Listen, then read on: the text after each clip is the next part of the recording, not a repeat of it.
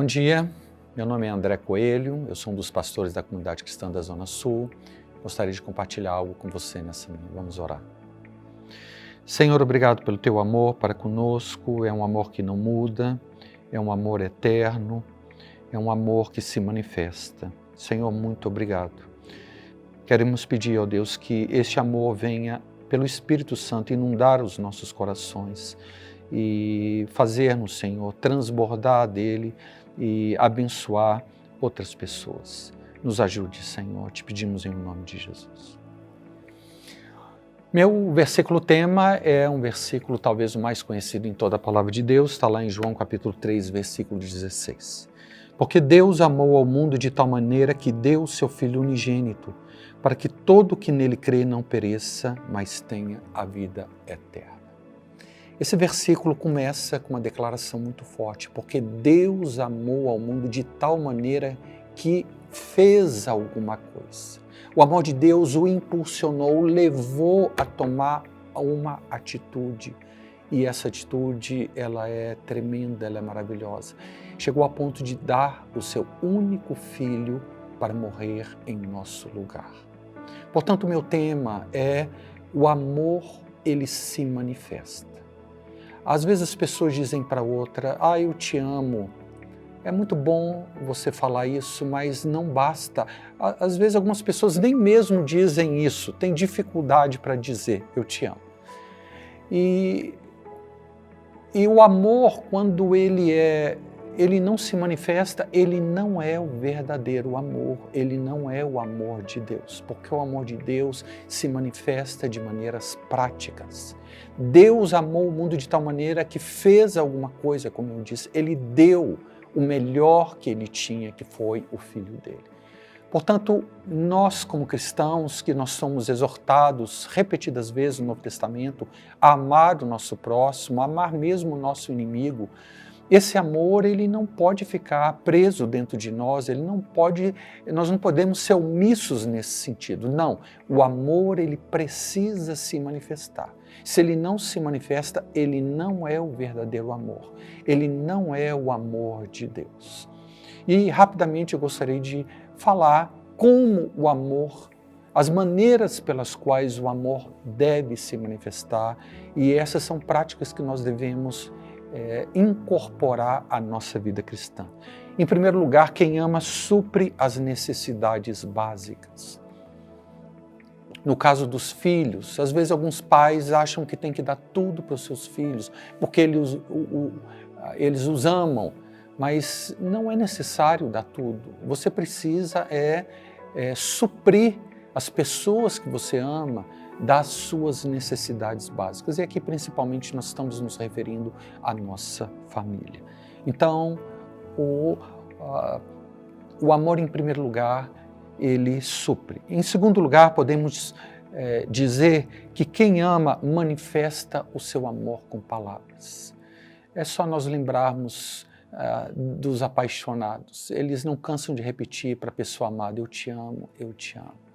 Nós precisamos manifestar o nosso amor ágape, o nosso amor divino com as pessoas, dizendo a elas que elas são importantes. Elas precisam saber disso, elas precisam ouvir que nós as amamos, que elas são preciosas, que elas são importantes para nós.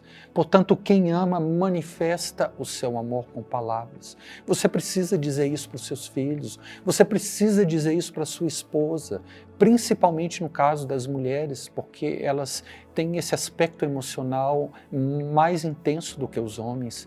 Nós precisamos manifestar o nosso amor através de palavras. Seja dizendo alguma coisa agradável ou algum elogio, ou mesmo dizendo claramente, querido, querida, eu te amo. Isso não só dentro da família, nos nossos relacionamentos dentro da igreja, nós precisamos dizer aos irmãos como eles são preciosos, como eles são amados. Portanto, quem ama manifesta o seu amor com palavras. Nós vemos nos evangelhos uma voz vindo do alto, quando Jesus se batizou, dizendo, este é o meu Filho amado, em quem tenho todo o meu prazer. Deus, o Pai, manifestou o seu amor para com Jesus, declarando como a voz vinda do alto que ele amava o nosso Senhor Jesus. Em terceiro lugar, quem ama manifesta o seu amor com atitudes, com ações. Como nós lemos em João capítulo 3, versículo 16, Deus amou o mundo de tal maneira que deu o seu Filho unigênito. Certa pessoa já disse que você pode dar sem amar, mas é impossível você amar sem dar. É até possível alguém dar alguma coisa sem amar o próximo, mas quando você ama, você abre o seu bolso, você se doa o seu tempo, aquilo que você tem e aquilo que você é. Nós precisamos ter atitudes concretas para com todos, inclusive para com os nossos inimigos. Quem ama manifesta o amor em ações. Se a pessoa que diz que te ama, ela não manifesta nenhuma atitude nesse sentido, esse amor é um falso amor, não é o amor de Deus. Quem ama se comunica, ouve o outro. Nós precisamos ter essa qualidade ampliada, de parar e ouvir as pessoas, de ouvir as suas dores, as suas queixas, mesmo as suas críticas para conosco. Quem ama se comunica e principalmente ouve o outro.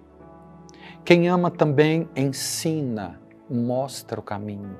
Quando nós vemos alguém que nós amamos indo num caminho errado, você chama essa pessoa e você a adverte. Esse é o próximo ponto. Quem ama, adverte, corrige se necessário, ensina, mostra o caminho se necessário, corrige, porque você ama a pessoa, você não quer vê-la se dando mal.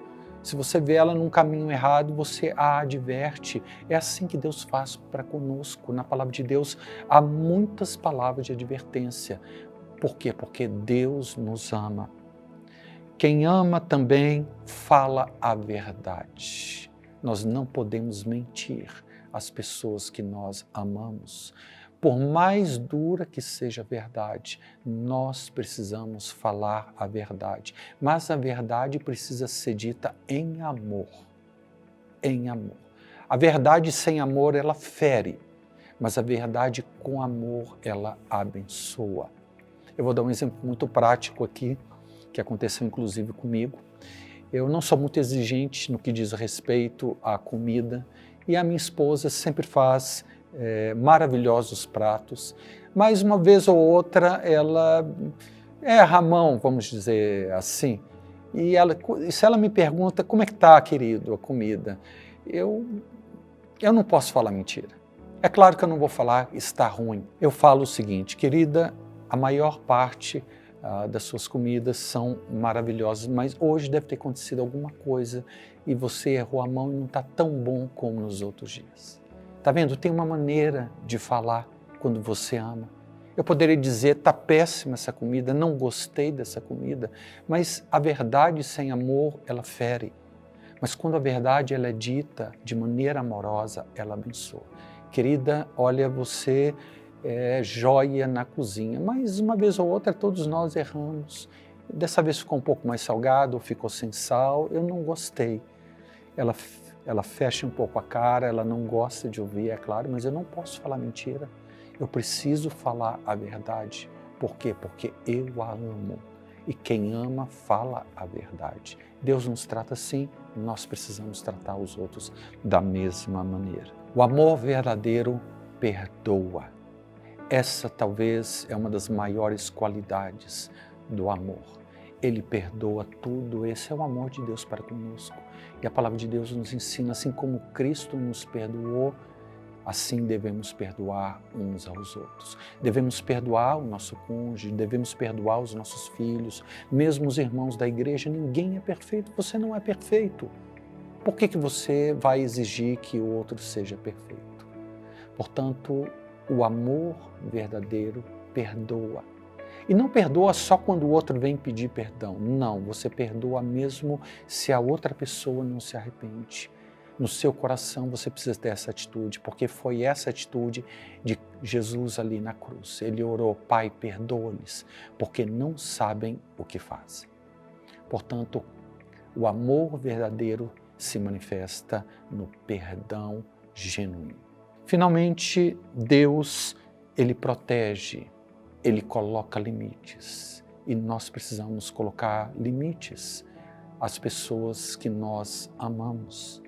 E, por último, quem ama dá o exemplo. Paulo diz: sede meus imitadores, como eu sou de Cristo Jesus. O amor, ele tem tanta responsabilidade para com a pessoa que ele ama. O exemplo mais claro desse item são os nossos filhos. Nós devemos amar tanto os nossos filhos que nós devemos nos sacrificar algumas vezes e dar o exemplo para eles. Nós não podemos falar para os nossos filhos: não fale palavrão. Se você fala palavrão, você não pode. Essa não é a forma correta de amar. Se você ama, você dá o exemplo. Jesus, ele tinha liberdade de muitas coisas quando ele esteve aqui na Terra, mas ele se limitou em alguns momentos, porque ele sabia que os discípulos não iam suportar alguma atitude ou alguma revelação. Então, ele se privou de algumas coisas para dar o exemplo. Esse é o amor de Deus. Então, finalizando, quais são as 10 atitudes daquele que ama? Em primeiro lugar, supre as necessidades. Em segundo lugar, manifesta seu amor com palavras. Em terceiro lugar, manifesta o seu amor com atitudes. Em quarto lugar, se comunica, ouve o outro. Em quinto lugar, ensina, mostra o caminho. Em sexto lugar, adverte, corrige se necessário. Em sétimo lugar, fala a verdade. Em oitavo lugar, perdoa. Em nono lugar, protege, coloca limites. E em 10º lugar, dá o exemplo. Que nós tenhamos esse coração e essa prática na nossa vida cristã, porque essa é a vontade de Deus. Que Deus nos abençoe.